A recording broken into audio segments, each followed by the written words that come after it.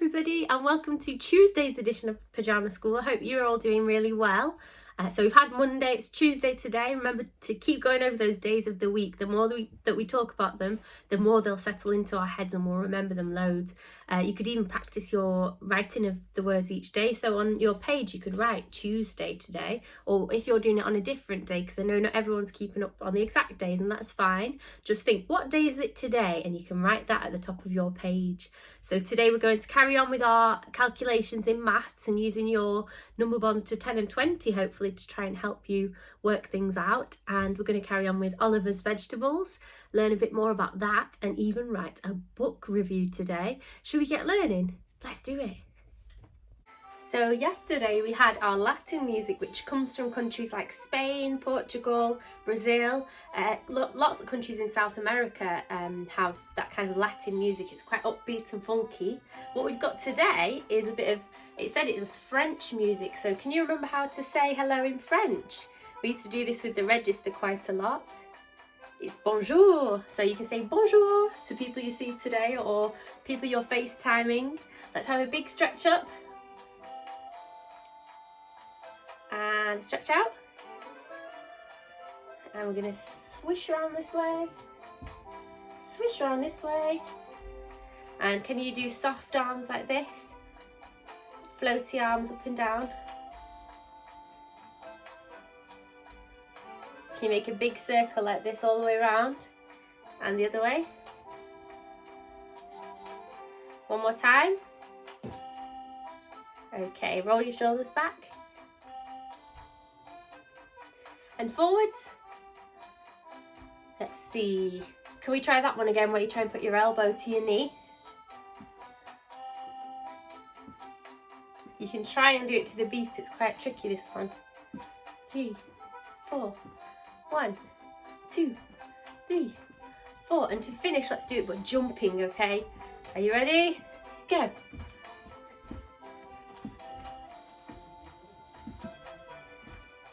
Two more, 1, 2, and should we get ready to do our learning now? Let's go. So for phonics today, we're going to learn another phase 5 sound, but before we do that, let's go over our phase 3 sounds again. And I bet you're thinking, oh my goodness, we've done these so many times. But the more we practice, the better we will get, and these will start to sink into our brains and make us super geniuses. You know, I read once that if you do something for 10,000 hours, that's a lot of hours, but you can become a master at anything if you do it that many times, if you do it enough. So like even if you want to be a ballerina or an artist or an astronaut or anything like that, if you practice and practice and practice, you'll just keep getting better and better. So let's do that, but with our phonics. We'll become masters at phonics. Are you ready? Qua, e, z, j, z, o, w, th, sh, a, u, a, ya, oi, ng, ch, e, v, ow, x, yo. Well done, guys. So let's find out what our sound for today is. Da, da, da, da, da, da. E and Y, making the E sound. I'll show you where in a word this appears. I'll just put it at the top of here. Oh, I've forgotten to do our secret word of the day. Should we do that as well? Okay, just hang on. Okay, secret word alert. I've got one hidden under here. I've drawn you a picture just in case, because it's got a bit of a weird ending, this one, that you might not understand straight away. Have a look at that one. Pa, or, z. The S and E are making a S sound on the end. Pause. Pause, and that's the picture you might see when you're thinking of pausing something. So you press play and something goes along and you press pause and it stops like that. Sometimes I say pause the video, don't I? So you can do your own little go at the work. So today we're going to focus on the E and the Y letters. So E and Y making the E sound, and it's usually, in fact, I think it might even be always at the end of a word. Yeah, see if you can convince me that I've got, oh actually, no, it's not always at the end of the word. I've just thought of one. But see if you can think of any words where it's not at the end, because it usually is. And I'll show you. The way you remember this is quite funny. If you read this sentence, you'll find out why. I think it's quite funny. A monkey on a donkey. A monkey on a donkey? How preposterous. So if you've got your pen and pencils ready, you can try and draw a monkey being cheeky and riding a donkey.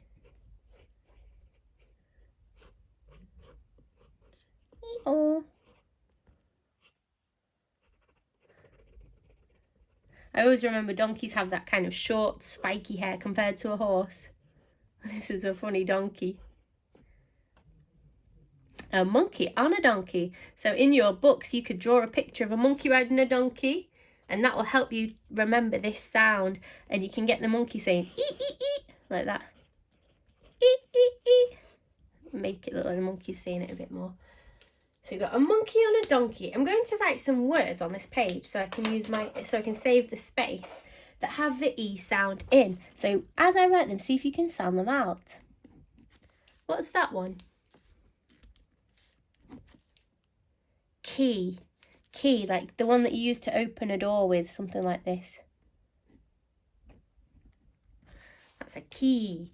Now, you know, before I said it's usually at the end, I just thought of the word key ring, because that's one where it's a kind of compound word. It's got key and ring, and it's got E as the middle, in the middle. It's not at the start, or it's just in the middle there, and it's not at the end. So we've got key, we've got monkey, we've got donkey.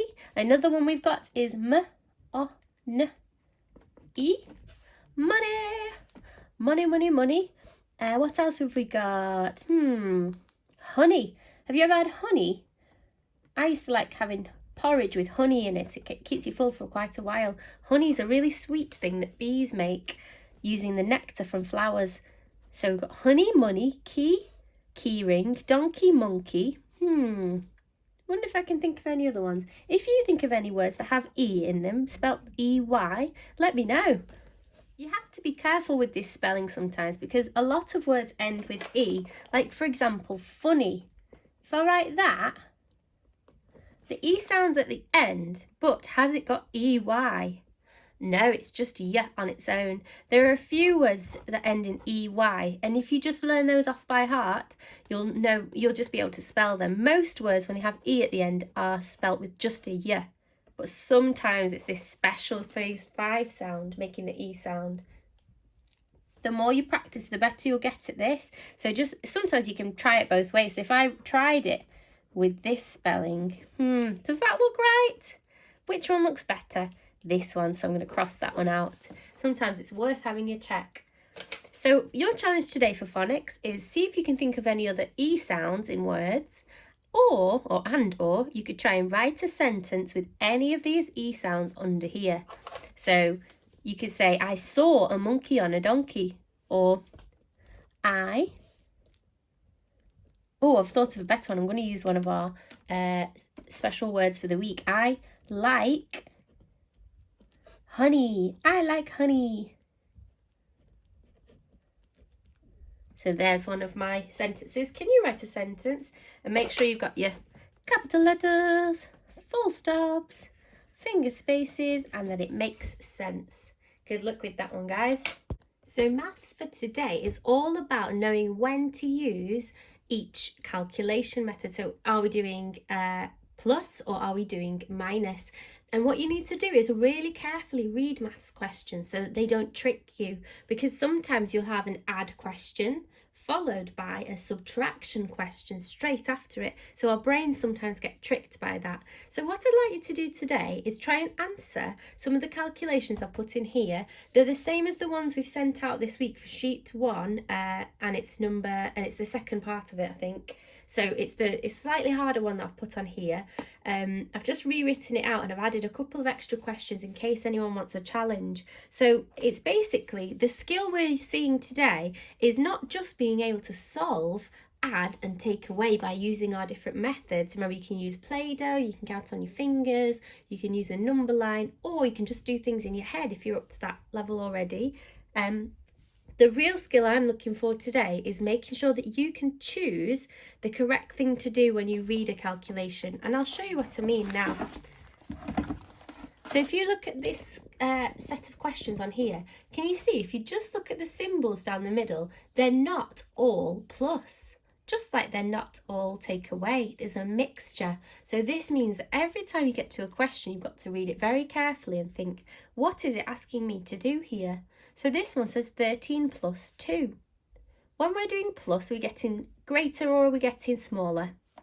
We're getting greater, aren't we? So we're adding on, we're getting larger. You can always use your 100 square to help you as well. So if we're doing 13 plus 2, start on 13 and jump to 1, 2, and you get to 15.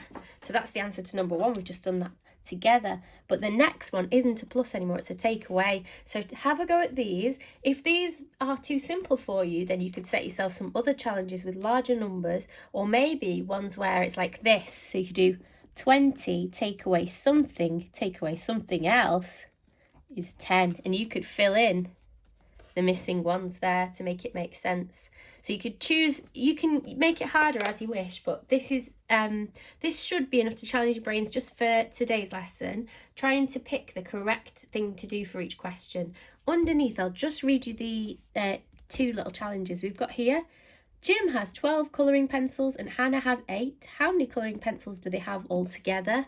I'm not going to tell you what calculation you're doing there.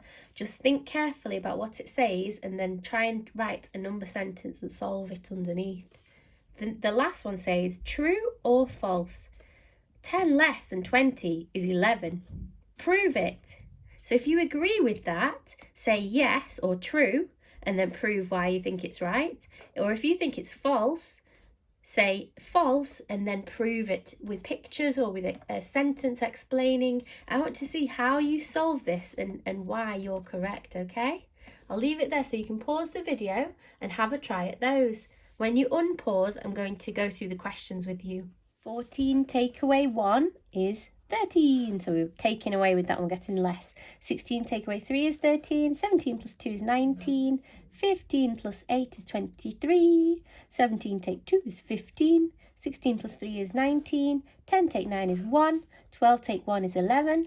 17 plus 2 is 19. Oh, we've got that twice. And 14 plus 5 is also 19. If you wanted to do this, you could do it in a number of different ways. But one way is you could say 20 take away 9, take away 1 is 10. These numbers both need to be a number bond to 10, don't they? To make that make sense. So that might help you solve that one. This question here was an add question. And we can tell by the word all together. So we're doing 12 and 8 all together, which is 12 plus 8. Who can tell me what they've spotted there? It's a number bond to 20. And the last one, true or false? 10 less than 20 is 11.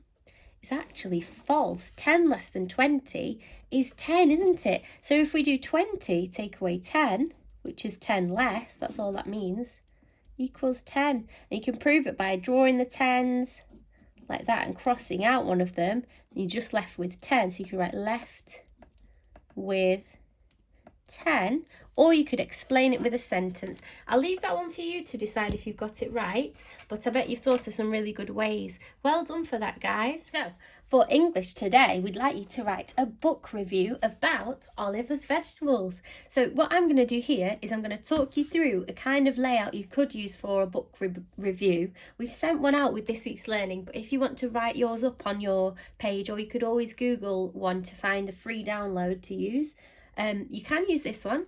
I'm going to show you an example of how to write a book review about a different story. I'll choose one that we all are likely to know. So I think I'll choose the Gruffalo. So I'll show you how to do a book report for a book review, for the Gruffalo. And then can you, for today's challenge, write a book review about Oliver's vegetables? A book review is basically something someone can read to find out if they want to read the book or not. So it's a quick introduction to a book. So it tells us what's good about it, who it's for, what we liked about it, and maybe some pictures like that. So if you look at mine here, it says reviewed by. So I'm going to write Miss Martins. Or maybe I'll write Pyjama Teacher.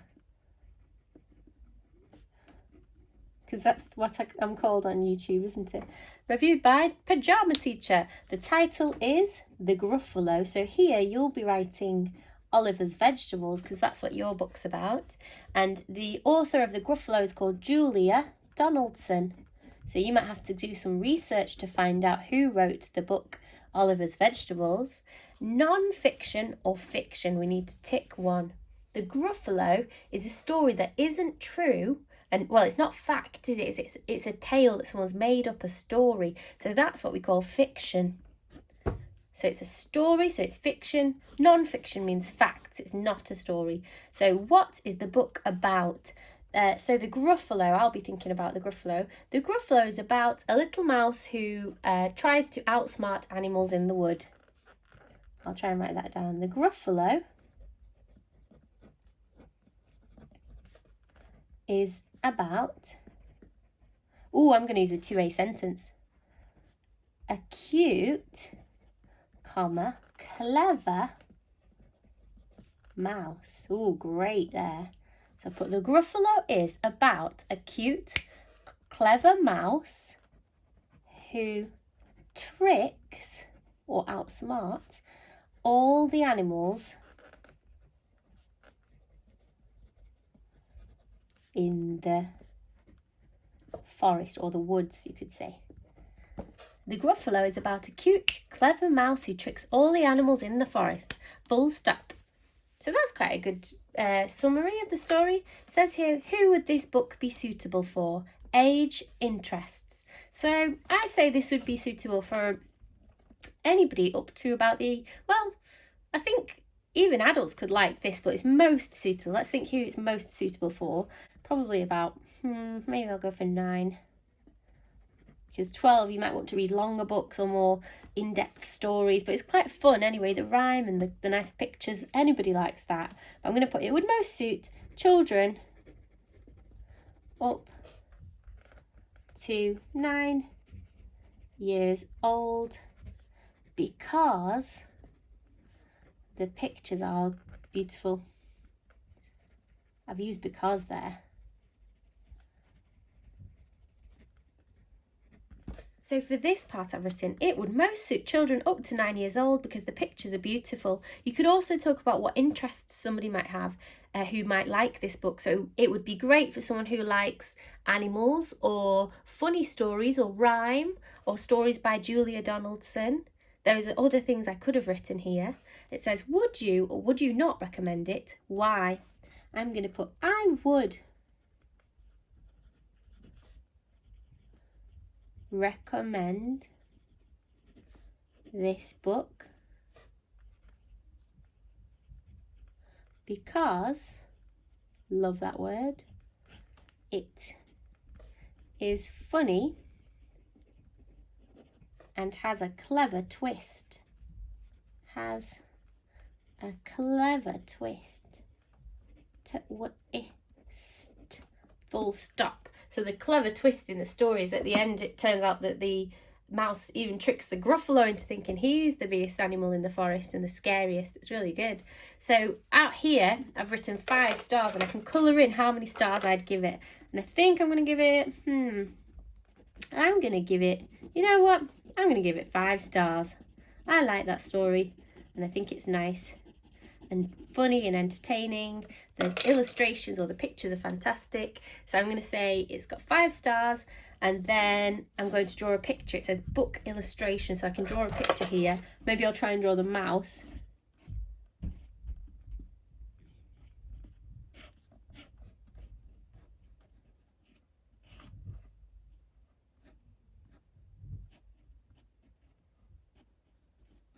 He's going for a little walk. I'll draw some toadstools and things around him to make him look like he's in the forest.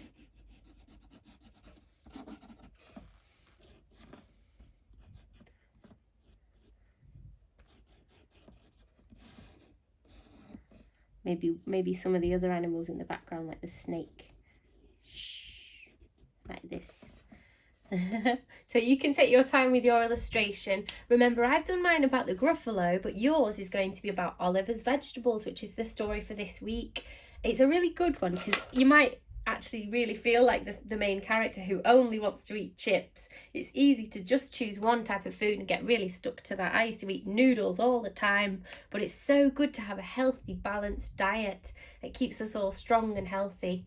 Okay, I hope you enjoy doing your book report today, guys. For topic today, I'm going to set you a sort of research challenge. I'll put a video in the description below. You might have to click the word see more because sometimes it doesn't always appear straight away, and there's another button there that gets in the way. But if you go beneath my video, and then it's usually on that side, it might say see more or more ... something like that, and then I'll put the link there. So I've written 2 words on a piece of card here. I've written Islam, ISLAM, and Ramadan, RAMADAN, Ramadan. These are 2 things I'd like you to research for your topic today and find out some things about, because this thing here, Ramadan, is something that's happening right now, and it's quite interesting. Well, it's really interesting to read about and learn about. So that's your challenge for today. Try and do some learning about Ramadan and put that learning either in a list or on a poster, or you can put it on the blog. I'd love to see that. But your challenge is to find out about what these words mean, okay? Good luck with that, guys. So that's all for today, guys. I hope you've enjoyed our learning. I'd love to see anything that you've made or that you want to share. And if you find out about Ramadan, that'd be really cool if you want to share that as well. Maybe some of you are actually going through Ramadan at home as well. That'd be so great to hear about. I hope you have a lovely evening, and I'll see you tomorrow, guys. Bye.